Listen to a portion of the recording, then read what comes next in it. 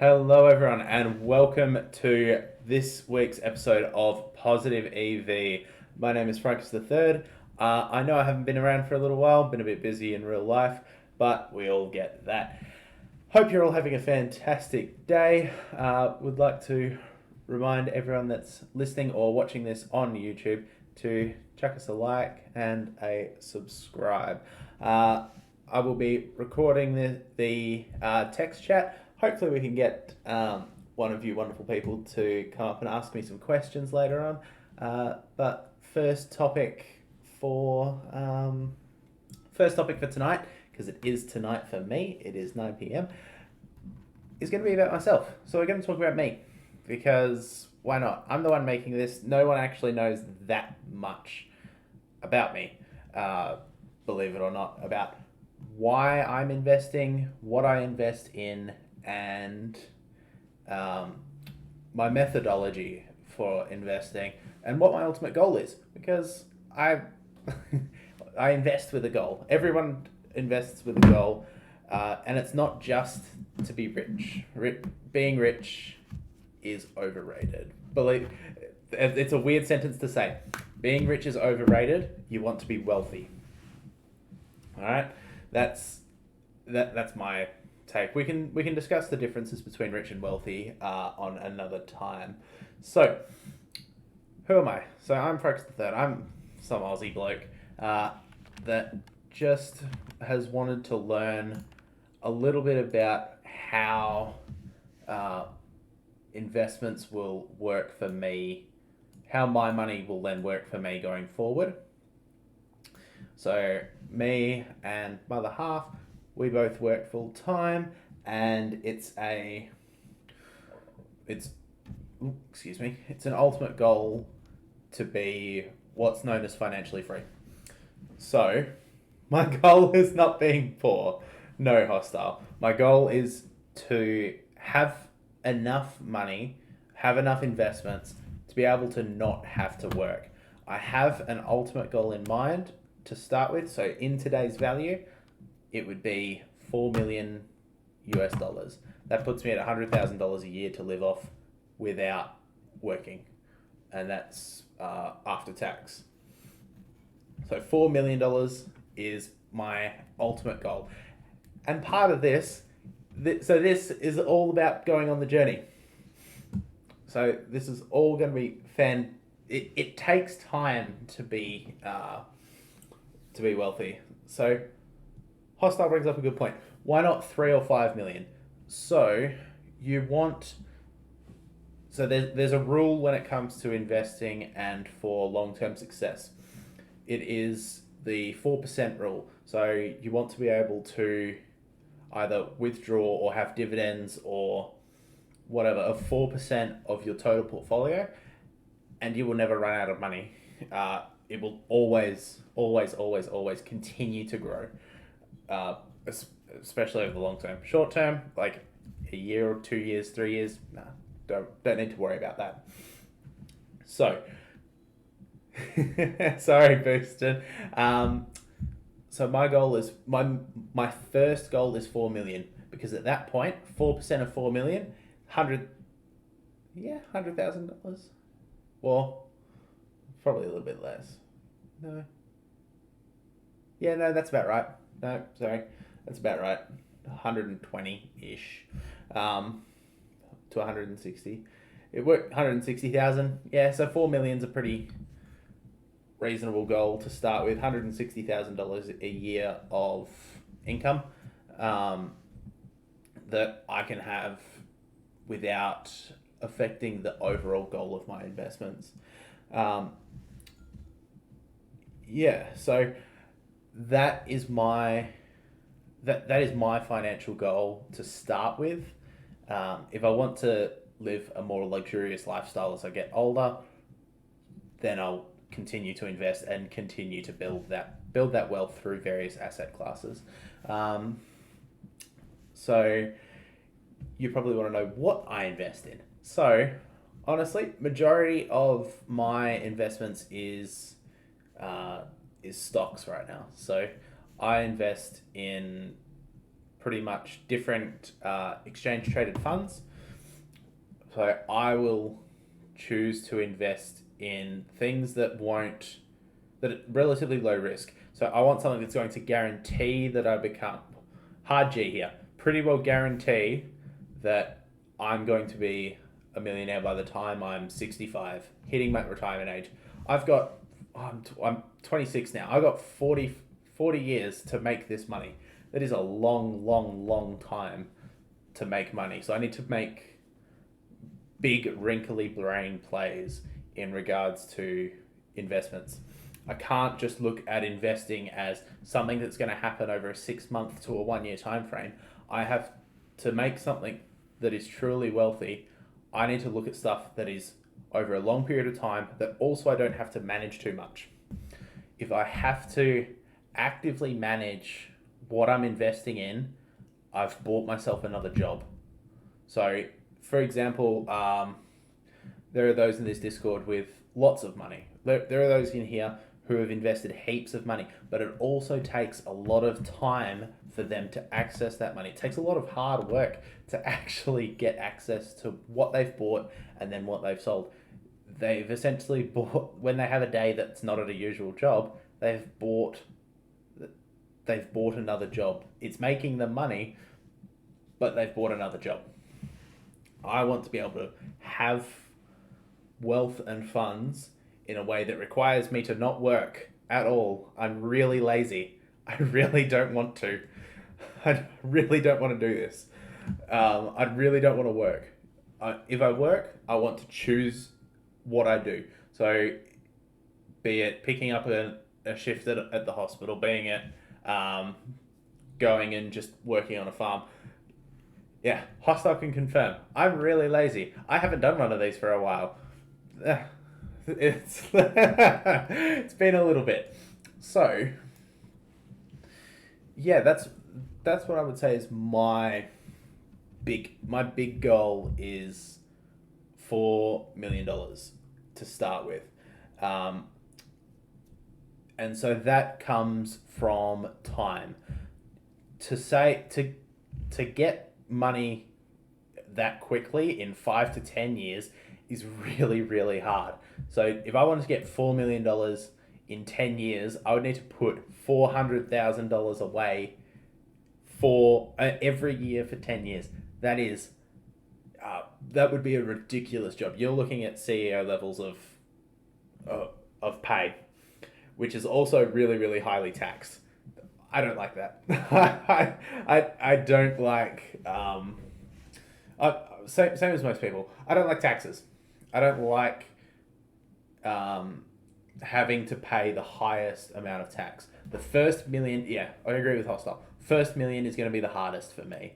So I'm at so my current net worth, I don't mind sharing this because it's good to talk about money. It's good to discuss money.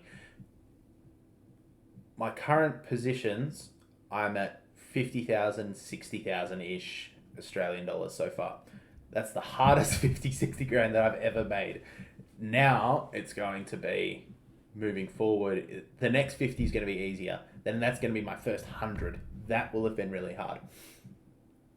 Then the next 100,000, and then I'm going to have to do that 10 times to get to my first million. That's going to be really, really hard, and it's going to take a lot of time. And while you're young, you have to spend that time investing, learning, becoming literate, and understanding what is going to make you more secure in the future. So that's why I invest in my index funds. So you could almost call it a bet. My bet is that America will exist, Australia will exist, the world markets will exist. So I'm in Australia. I'll invest in Australia. Calm the Aussies. I will invest in the US stock market because they're going to exist. I don't see America, even with America's problems, it's going to be, it's not going to go down. If Australia and US get nuked, I have bigger problems to worry about than my retirement accounts. That's the truth with investing.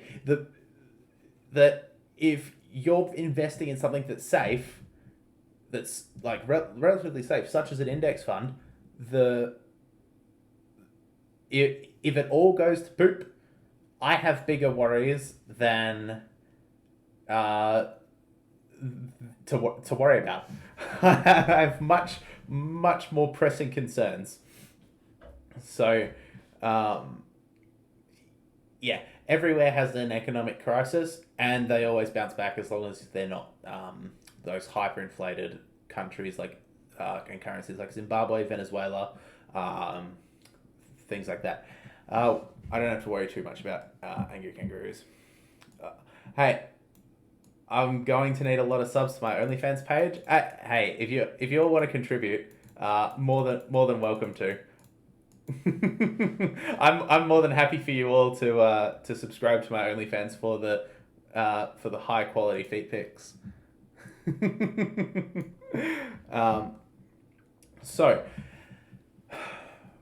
breakdowns of how I split up my paycheck. So every time I get paid, I will pay myself first. So I will pay myself to invest in my future. So that includes choosing whether I'm going to invest in stocks that month or fortnight. If I'm going to invest in a bit of crypto, a bit more CS, and anything. If I want to put more into savings, if for some reason I've touched those, I will. I will divvy it up as I see fit throughout, but I will continue to invest no matter what. I will continue to invest going forward. And with that, so I split my money between an emergency fund. So I have enough saved up to live for 6 months comfortably. I could live for 6 months if my job ended today. And that's something that you have to work hard for. That is going to suck. That's where it's really hard to save get that first 50 grand invested. It's going to suck. You have to be able to afford to live if you lose your job. You can't, because your investments, you need to look at those across a 40-year time frame. You can't sell them a year in, 2 years in. It's going to kill you and put you back at square one. Your square one has to have enough to be able to survive on.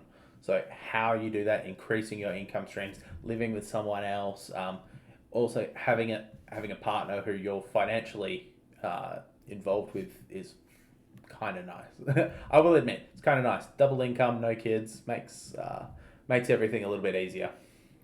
How to get partner? Get off Discord.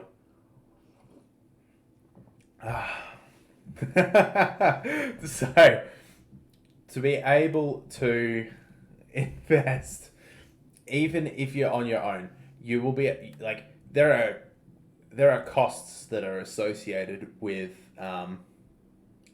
living with a partner as well. So living with my wife to be, that there are costs that are associated with that. Will not lie, there is so much more that we have to pay for as a joint entity, as opposed to if I was on my own and I had a bed with no bed frame. I didn't have to I didn't have to spend on ridiculous things. Well, I won't call them ridiculous.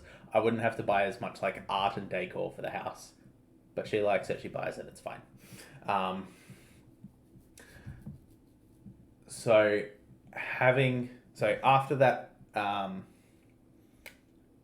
after having that emergency fund, so of that 6 months, I start divvying up into an opportunity fund.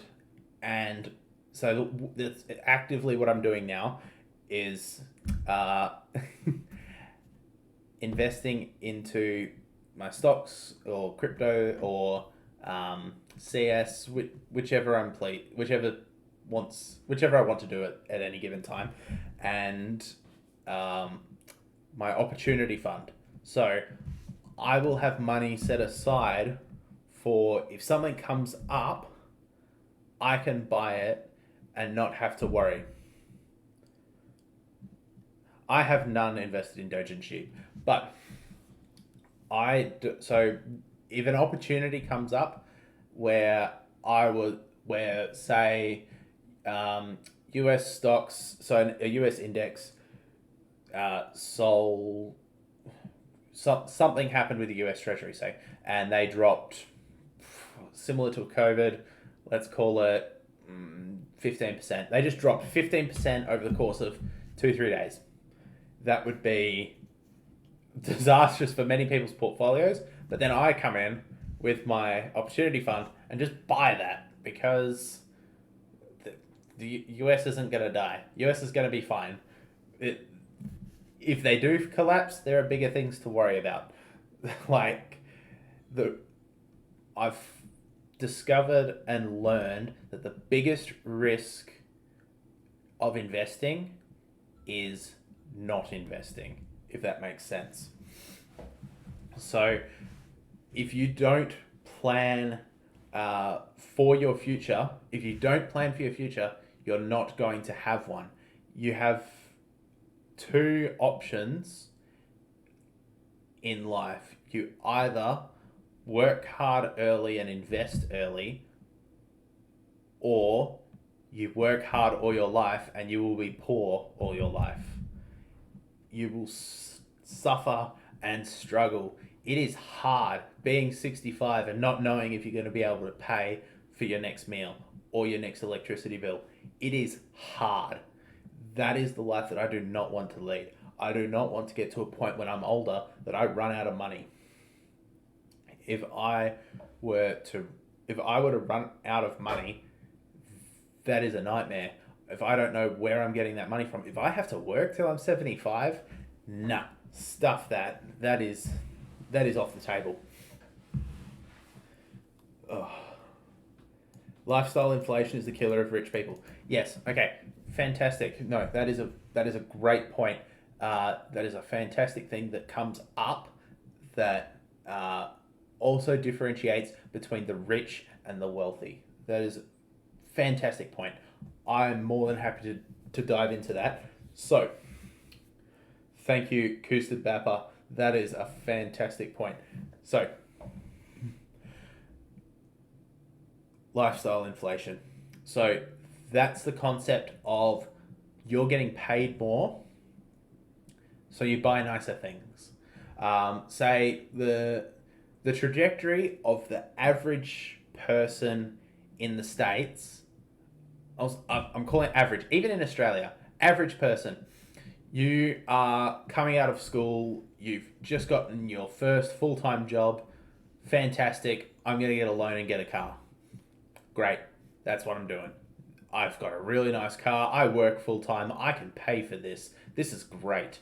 I'm living the best life right now.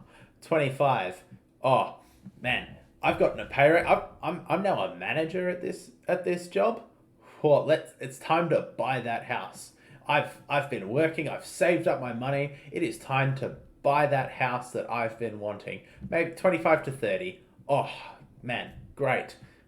And then you get to 45 and you go, oh man, I've had a few pay upgrades. This is fantastic. I've got a nicer house, a nicer car. The wife is gorgeous. I'm going to buy a boat. We're going to have a beautiful, luxurious time on the sea. I've got no savings. Well, I've got like a little bit of savings, but I couldn't do very much with it. Then you get to 65 and you go, oh shit, how am I going to live? How am I going to live the next 30 years? Because I can't work anymore. This working thing sucks. All these things that I've bought that have depreciated in value, I can't live anymore. I can't afford to live anymore. I can't afford to live 30 years. That's a horrible, horrible place to be. I may have a house, but so spending money on houses, so buying your own home is a trap. It is a trap for wealth that you cannot access appropriately. So people are taught to buy their own house because that's going to be their biggest asset and investment in their life. So you you buy your house for um, say in today. So where I live, if I was to buy a house for say $400,000, I need to not have lender's mortgage insurance. I need 20% down. So I would have to have 10% is 40,000, 80,000 to put down as a deposit. 80 grand as a deposit. So I need 80 grand as the deposit. I need to then pay the $320,000 off over the 30 years that my mortgage is. But then I also there are additional costs to owning a property that do not come up when you're renting. So rates, fixing any broken appliances or any issues with the house, they're on you. So your dishwasher breaks, your fridge breaks, your oven breaks, you get a leak in the roof from a storm. That's all on you. That's all on you. I don't have to pay home insurance. I don't have to pay for so many things as a renter. So yeah, if your pipes break and flood the house, you don't have to pay to get it fixed. So the owner of the home does. So work the same if you're a renter. Man, don't rent there. That's it. Easy. Don't rent there. So when I have that extra many thousands of dollars a year, so rates, so that's so in Australia we have a thing called rates. That's basically where we pay the local council the fees for bin collection, keeping the streets clean, all these other managerial fees, and we pay those every year. Every year they're about $2,500-$3,000 a year. Towards those, how well they're actually spent and utilized.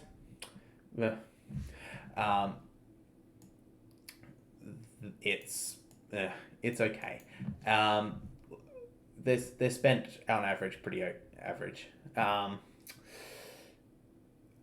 don't have to pay that as a renter.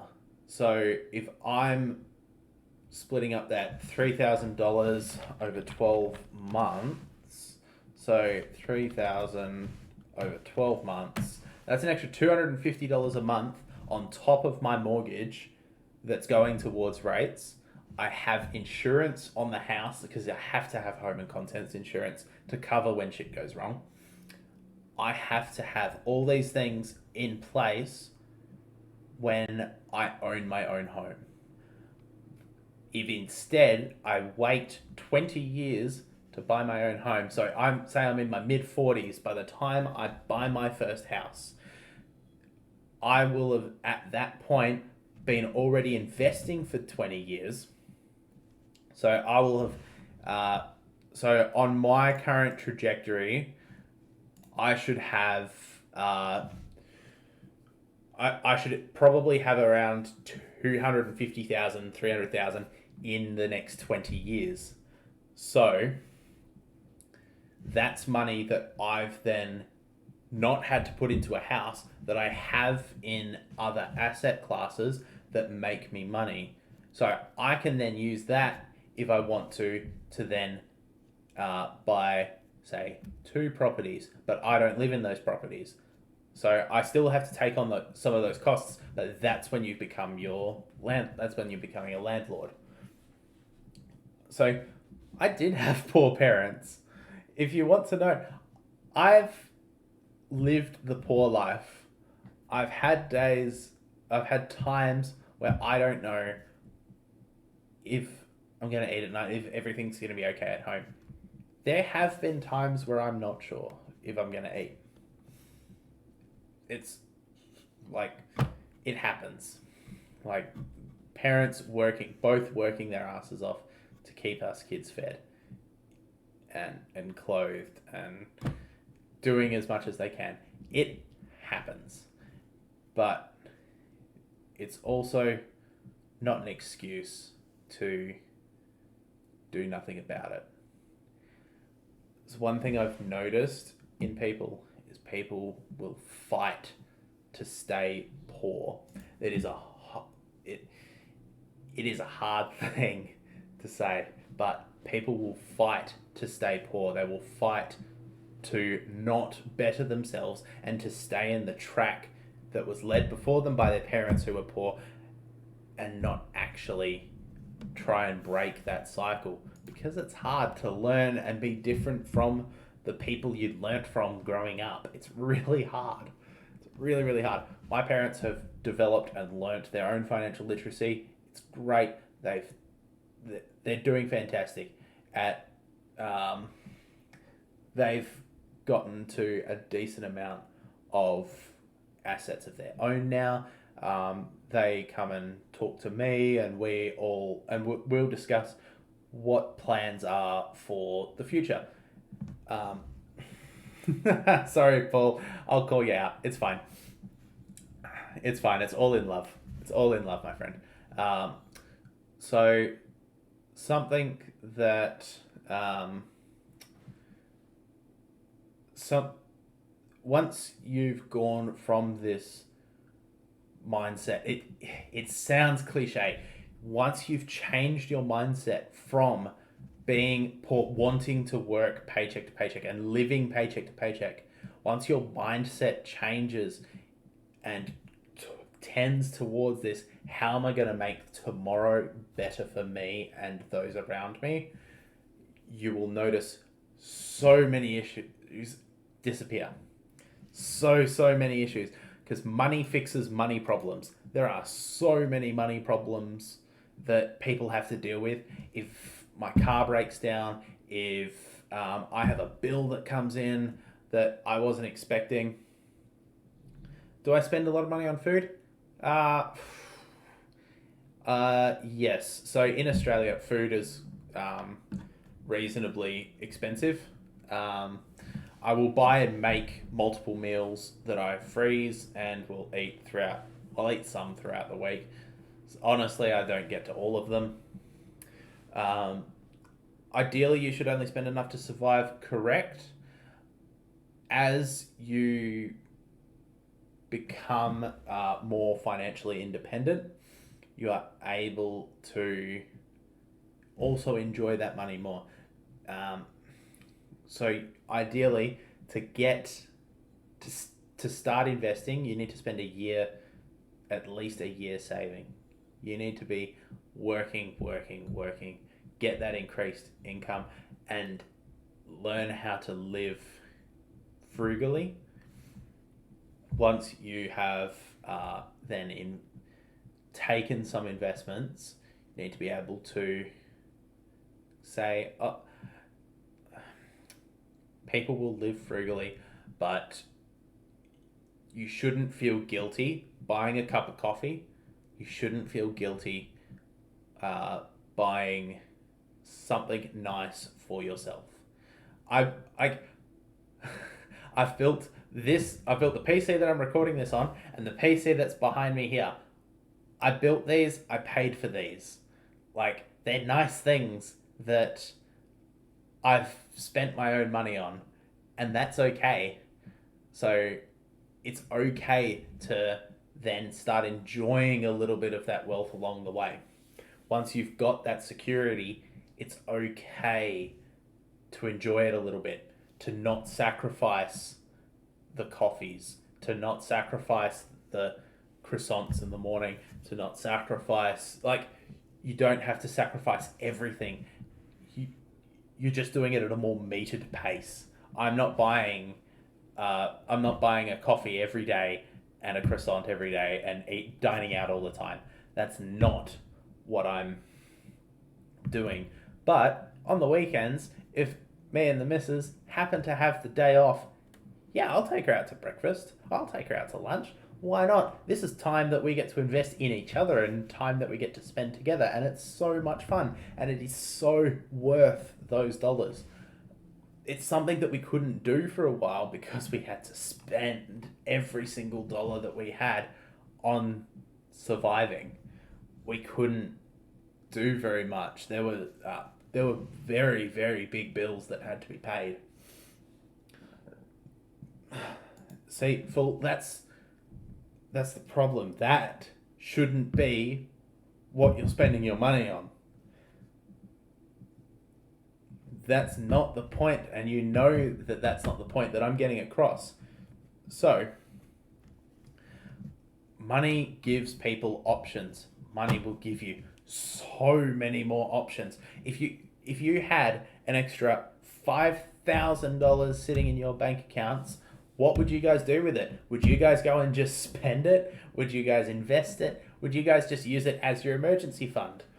What would you guys do? That's a very, very important thing. To If you had that and just knew that it was there as a safety net that you could then spend more on investing, would that be better than just spending it all in once because you've got bills? There are many ways to spend and build wealth. So, Jensen, yes, exactly. Always have an emergency fund. The security that is provided by having a few $1,000s put away, the stress that you have in life just will disappear. It is incredible the amount of stress that gets removed from my life because I don't have to worry about a surprise bill tomorrow. I don't have to worry about any of that because I've got something saved up. It's very, very, very important. Yeah, outsourced is right. Yeah, and hostile. Fantastic points. So, yeah, there's nothing wrong with buying the nice things along the way. Just don't make the nice things along the way your priority. There's a fantastic practice for people. There is something I would recommend to all of you. If you have something you want to buy, right? You have something that you want to buy. Let's call it that 3090, 3,000 euros, right? A 3090 Ti, 3,000 euros. You want to buy that. That is something that you're set on. Save up till you have 3 times that amount. 9,000 euros. Save that. And then go and buy it. So you're not spending everything you have on it. So you've worked for this $3,000. The first $3,000 that you save is going to be the hardest. You save up the 9,000, you spend 3. You've still got 6. You've still got a decent chunk of money sitting there. It's a great feeling to know that I can buy something nice and not have to worry about the consequences of that if I get a bill, if I get a car breakdown, if I get something that forces me to sell money, if I lose a job for some reason. So, yeah, absolutely. So the lack of security is coming that many people are anxious about. There is so much anxiety with not having enough money. It is horrible. It is horrible, horrible, horrible feeling when you are living paycheck to paycheck and you get a bill that's for $700. You've spent more on power because you've been gaming at home. You've spent more on power than you have in previous times, and you've got a $700 power bill when you're normally expecting it to be about $200. Oh boy, that's gonna suck. You have to scrimp and scrounge and stress about how you're going to pay that. Whereas you don't have to really worry about it if you've got $5,000-$10,000 sitting in your emergency fund. You can still pay that and not really mind. You go, oof, that's a high bill. Ah, well, it's paid. Let's keep going on the plan. So, fantastic. I couldn't recommend having an emergency fund and a opportunity fund enough. They are the backbone of what alleviates so many people's anxieties. If you don't know how to save, if you don't know how you can budget differently, you need to really have a hard look with someone else. Don't just look at it on your own, because you're going to be biased towards what you want. So, okay, no, great question. 1, 2, 3. Emergency fund is cash. So you need to have money in a bank account. So, money in a bank account that is super, super accessible and liquid, where the value of it isn't going to change day to day. So, because if you're investing in a stock and then have to sell that stock, aside from the potential dips or climbs, you then have to pay taxes on if you've had a gain. You then you're pushing forward that bill and making it worse than if you had just had liquid cash. So being able to have cash is incredibly important. So my emergency fund and my opportunity fund are both cash. They won't accrue much in the way of interest. They're not going to beat inflation. That doesn't matter. I can always top them up to be whatever I want to be. It's you sleep well at night. It's your emergency. Yeah, high interest rate sucks. If you're in places that have a negative interest rate, keep it as cash somewhere in a safe, somewhere that is really difficult to access. But you can still pull it out if you need it that day. So, yeah, once you start investing, you want to invest all of this part. You've got a pile of money sitting here that you want to invest. You can't touch that. Making money is incredibly addicting. It is an addictive practice and leads people to Wall Street bets and the like. And that is horrible. It is horrible to see people start options trading and losing their portfolio. It is a sad sight. So, yeah, we've kind of gone off on quite a few tangents here, haven't we, guys? This has been... No, so... I can have my emergency funds in stocks? No, I cannot. You should not have your emergency fund in any kind of asset that is not just cash.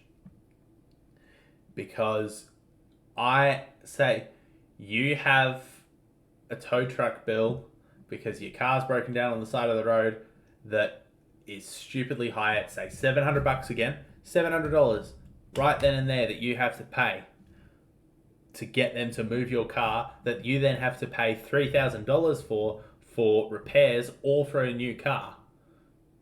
You can't just... Selling stocks and settling that account takes multiple days. It's going to be a much more time lengthening process than just having cash in a savings account that you can go, okay, paid. Maybe you keep it in another bank than what your daily banking is. Maybe you keep it on, you have to sign it out. Not necessarily. Some places require you to pay bills on the spot. Like, it's just an example scenario. There are times when you have bills to pay that are on the spot. When there is an expense sitting in front of you that you cannot wait. That's why it's an emergency. It is an emergency fund. You need to be able to access it the same day. You absolutely have to. That's the point of it. You can't just... Like, not everyone's going to say, you can fix this in 14 days. They may not give you the service. They may not give you the thing that you need. And again, that's getting into a more slippery slope, paying with credit cards. That is also a slippery slope that you're kicking the can down the road with that. So, but then again, my point with stocks, if you're keeping a stock, you're you're weak to fluctuations in the market, but then any gains that you've had, you have to pay tax on. You will have to pay tax on that gain, whereas you don't have to pay tax just taking it out of a savings account, like at all. If your stock has gone up, say, yeah, say your stock has gone up, your ETF has gained you $600 this last year that you sell, or it's lost you like $150 and you sell. You're so far backwards than if you just had cash. Yeah, outsourced again is right. It counts as, so your emergency fund counts as fuck you money. You will feel better knowing if you quit, if you got fired, if something happened, you could still pay bills for 2-3 months, get another job and find more income. It would happen.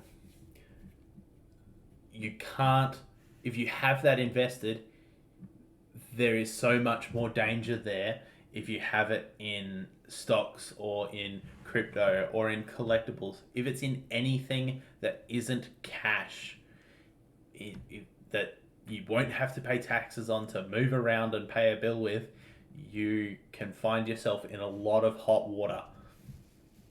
And that's and the emergency fund is trying to stop you from being in that hot water. You can't just try and simmer it out. You need to be able to fix this problem right here, right now.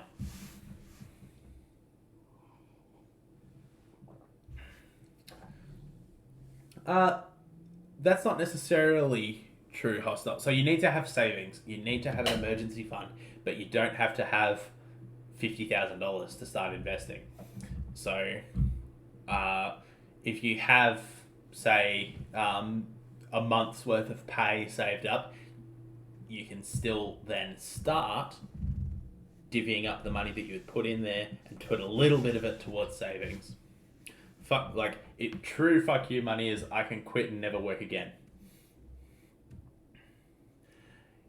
Yeah, I see that as well. I've seen people who have every single dollar invested, and that is a nightmare. Like, that is a nightmare scenario. Those are people that are either going to hit it rich or they're going to lose it all. And that is not a place you want to be. You're gambling with your future at that point. You have to have a way to secure your future as opposed to gamble with it.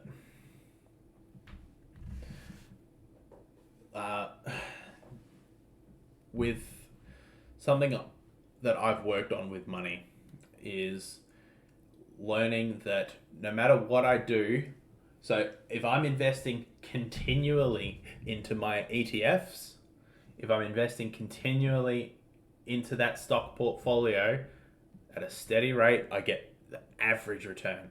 Average. Perfectly average, because I'm investing in being the market. I am the market. If I'm perfectly average, then I'll still be a millionaire, multi-millionaire, by the time I'm at retirement age. Then I can have other stuff, like in CSGO, that I just play around with and go, fuck it doesn't matter. If it makes me more money, great. I can take some of that profit, put it into more stocks. Same with crypto. I can take that money that I've profited from, and I'll have to save some of that for a tax bill, but I can still put more of that into stocks. And that's okay. That's great. That'll secure me for the future. When I get to that multi-million-dollar wealth stage and I just want to live a comfortable life, I want to travel, I want to do whatever the hell I want, and I have the ability to do so, that's where I start using more and more debt to basically have income that's pretty well tax-free. That's my ultimate. So my ultimate goal is to say, fuck you, work. I want to do whatever the hell I want. I want to go traveling with the other half. I want to go take her all over the world, go and just do stuff. Like, we do stuff now, but there is a different level of do stuff when you have millions of dollars. When you have millions of dollars, say, accessible to you, your level of I can do this is very, very different. And honestly, it's a great feeling to be able to go, oh yes, let's do this. Let's go and do that. It's going to be fantastic. Again, it doesn't mean I don't enjoy myself along the way. I still take occasional couple days of vacation. I'll go and I'm about to take a month's vacation from work, fully paid. Fantastic. It's going to be awesome, where I can dedicate more time to this, but I can also have I will also have an income while I'm not at work. I will be able to, say, go for a trip for a week up to the north end of Australia. I will get to go to the east coast. I will get to go wherever I want. And everything I have will be paid. This is fantastic. Yeah. So I'm spending some of that money when I'm young, but I'm not ignoring my future. So if my bare minimum of hitting $4 million is 65 and I have riskier assets that I do invest in that happen to make me more money sooner, great. That's awesome. I get to do what I want earlier. Like, I'll still get to enjoy it along the way. I enjoy CS now. Me, I'm a nurse. I work in an emergency department. I'm a nurse. It's great. I enjoy it. It's very fun. Fantastic job. It is a very, very fun job. It is not for everyone. I have seen stuff that will make your toes curl, but it's so much fun. Really enjoy what I do.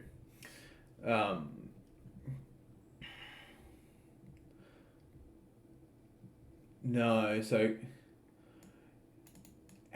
you need to be able to have money in a bank account. So something that I've done that's worked for me is to set up a bank account with a different bank so that I don't see the money every day.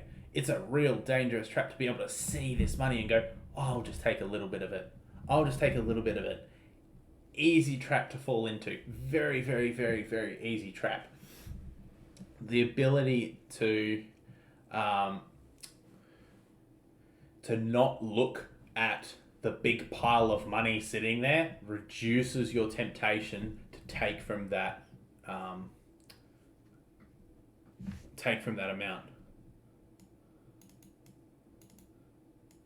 So, but that's where you start to learn how to do these things yourself. He sounds very smart. If he's taken this and made an emergency fund for you with money that you've made,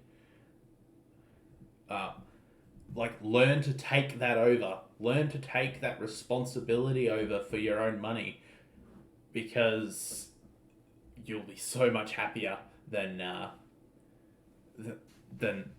right now. So for, I don't know, it seems hard to invest. Just graduated. And you're left with 100, 200 euro. Okay.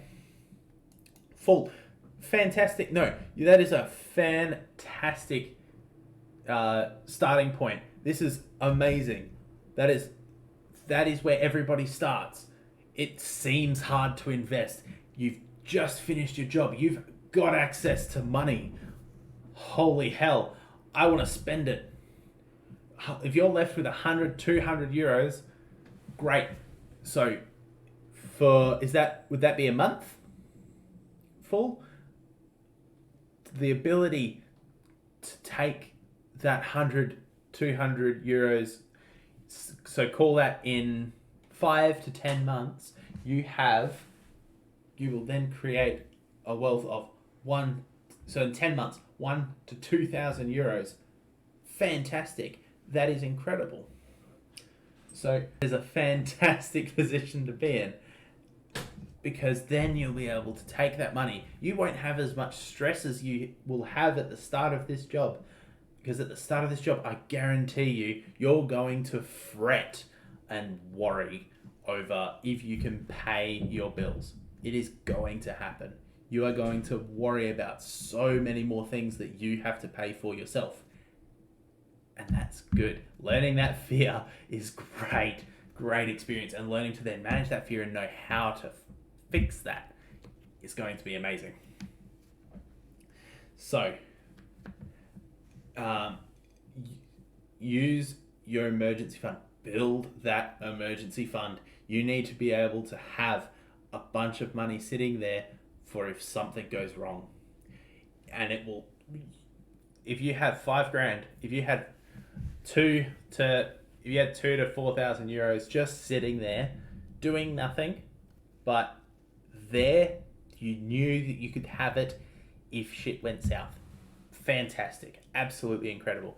And then you're investing from there. You then take, say, 50 out of that and put that towards your emergency fund, and then push more of that into different investments. So investing in your ETFs, your more stable forms of income, or learning new skills. Learning skills to then increase your income. Having a well-paying job is highly underrated. It is highly underrated in a space where people are talking about lots and lots of money. It is highly underrated to have a good, consistent, well-paying job, because a steady form of income, that's the end goal. And if you can have that in the meantime, fucking brilliant. Absolutely brilliant. If you can get yourself a way to increase your skill set, become more valuable as an employee, and then work 40 hours is the minimum. So 40 hours of work a week is the minimum. So you have so many hours a day. When you're 18, from 18 to 25, you can be smashing out a 60-hour work week easily. Absolutely. You can smash out a 60-hour work week. You could do 5 12-hour shifts a week, still with 2 days off. And you would just get used to it. You would do it. You would earn so much more money, and that would set you up. It would be amazing for you. It's hard work. To get off the ground is hard work, and it sucks. It really sucks to have to grind and do that and set yourself up. It really does. Like, I can't emphasize that enough. It's going to suck. It's going to be hard. You will see friends your age going and spending money on alcohol, on nice cars, on luxuries that you just haven't done. They may go and take a 6-week holiday in the Bahamas, go into debt, and say that this was a fantastic idea. Whereas you have saved and worked, and you have reduced and lived conservatively, learnt to invest. You get to 45, so you're 45 is still young. 45 is still a young person. You can then travel anywhere you want, and its expenses are paid for. Everything's already paid for. It's great. Yeah, buying a car is a horrible investment. I will admit, so I purchased a car. So I have purchased a car on a car loan.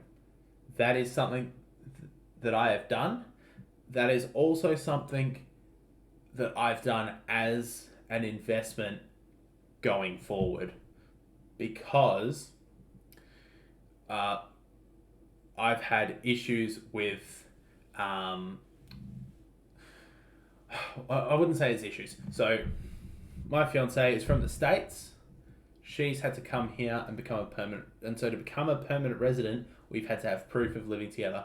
Getting a car is one of the cheaper ways, and getting a car loan together is one of the cheaper ways to prove that we are financially codependent. But that's another topic. Yeah, 45 is still young. Yes. Outsourced, if you still have your original set of knees and hips, you're still young. Quote me on that. If you still have your first set of knees and hips, you're still young. Alright? If you haven't had them replaced, you're still good to go. Right? Yeah. People live long enough now, you can get 1 to 2 new sets of joints. And it's pretty common. It'll happen.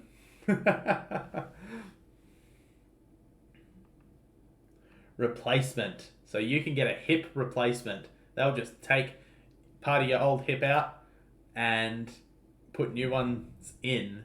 Yeah. Yeah, that's a thing that happens when you get old. You won't live with lifelong pain. Having a hip replacement is a really routine, easy procedure. Same for a knee. Hurts real bad for a few days, but it's fine after that. You walk, you can do everything you want to after. It's fine. It's not the end of the world. Alright. So, we've gotten a little bit off topic here. Holy shit. I've spent an hour talking with you all and rambling to myself. This has been so much fun. What questions? So before I end this, we're nearing an hour. What did I buy in CS:GO? So if you look through we'll go to CS:GO from here, editor, whoever that is, going to CS:GO from now. So what have I bought in CS:GO? I have bought and invested in a variety and diversity. I've invested in rare cases. I've invested in the older collection skins, such as Shattered Web. I've recently been doing some more trade-ups with those older collections while they've been on a dip. So the EV right now on those, so the expected value on a Norse or St. Mark trade-up is about -$1, -$2 for a consumer or industrial, whichever the light blue is, grade trade-up. That's not bad, because you will then be able to sell in the typical peak times for CS:GO are around Christmas to Chinese New Year. December, end of December, January, February to March are your best times for price rises in CS. Historically, for the last 7 years. Historically, that's when it's been best to sell. So if you do those trade-ups now, put the skins away, if your expected value then becomes positive and you will make more money. And then rinse and repeat for however long you want to do this game for.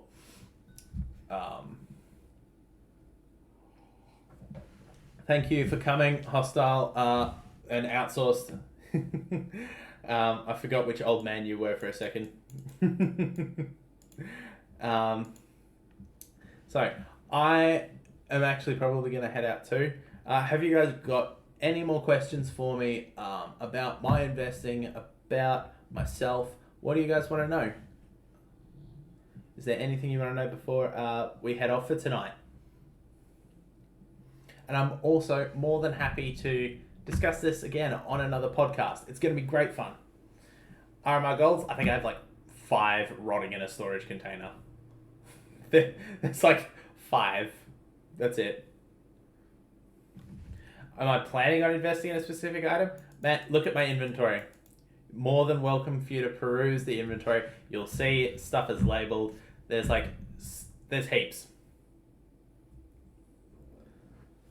There's heaps. There's Chroma 3, there's Spectrum 2. I've got glove cases. There's some RMR. There's some Cato 15. There's some bloody Wildfire. There's all sorts. There's a bunch of collection skins. Easy. I'll invest in Stockholm later. Yeah, I will. Like, just buying a bit of everything. Why not? What's it going to do? If it all goes down, oh well. If some of it goes up, great. All of it goes up, even better. Fantastic. Good days. All right, everyone. Thank you so much for tuning in. Thank you so much. I want to. I'm going to have another podcast. I'm going to have more podcasts in the coming weeks. December, I'm going to be off work. I'm going to have more and more of these discussions. Hopefully, more than once a week. We'll be able to discuss various aspects of investing, what I've done, what I've learned, how I've learned that, and just more general investing goodies. All right. You all have a fantastic day, evening, morning, wherever you are in the world. Have yourselves a great day, and I'll see you all next time. Thanks, guys. Bye.